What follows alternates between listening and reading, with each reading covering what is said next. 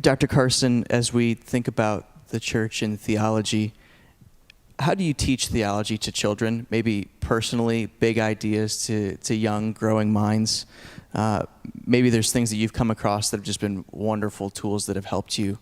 How do you think through that? It varies hugely depending on the age of the children. But the best things happen in the home.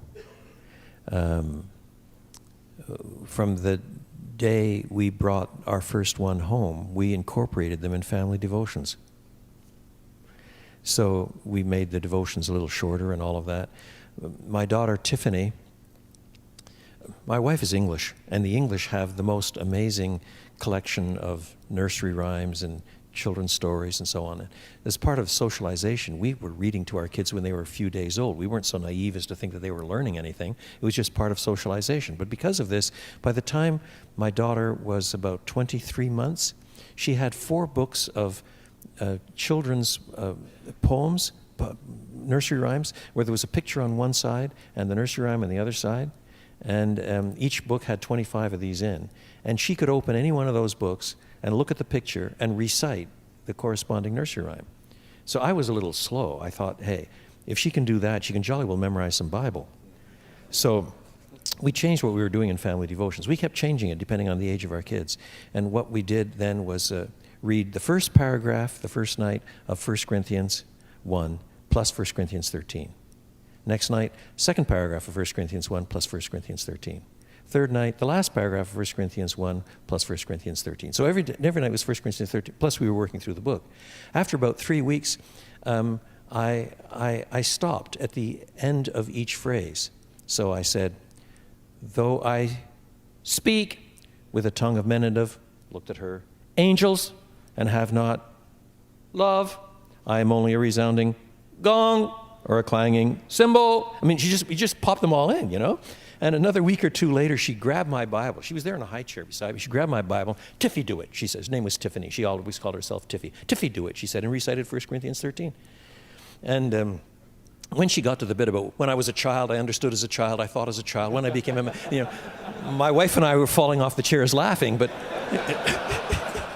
And I don't want to pretend for a moment that she understood all of that either. But by the time she was 3 and a half, she had memorized 23 chapters of Scripture. And by that time, the brother had come along, and we were changing things again, and she was beginning to chafe under it, and we started doing narrative. And so by the time she was 10 or 11, we'd done the narrative parts of the Bible again and again and again and again. Kids like stories. They like to have their stories repeated and so on. We didn't do as much catechizing as I would probably do now, but nevertheless, there was a lot of Bible there. And then she said, "Oh, Dad, we know that story. You know, why don't we do Book of Proverbs or something?" With Tiffany, reverse psychology always worked. It never worked with Nicholas. With Tiffany, you're not ready for it. You're not. Yes, I am. Oh, no, you're not ready. When you're ready for it, we'll do it. Oh, yes, I want to read Proverbs. You know, it's reverse psychology, and so then one day we read Proverbs chapter 1, and I pulled out a proverb in advance. I prepared it in advance and said, "All right, what does this proverb mean?" We just read it. What do you think it means?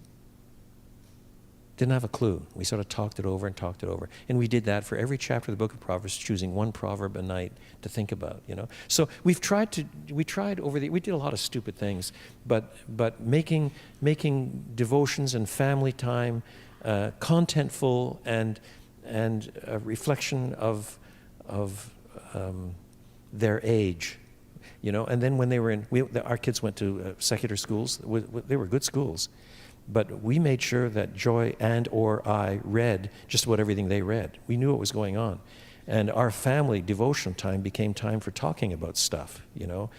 What did you read in class today? And we try to make it fun and amusing. My son Nicholas could be a smart mouth. I don't know where he got that from. Come on, Dad. God looks like a bit of a bully in this chapter, don't you think? And then what do you say?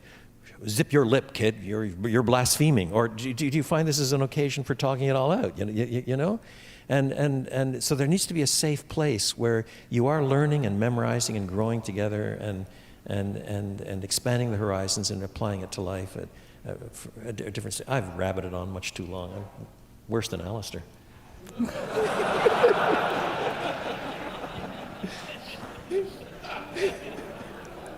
Would either of you like to add to that? I was just going to pay him a compliment, but I'm not doing it.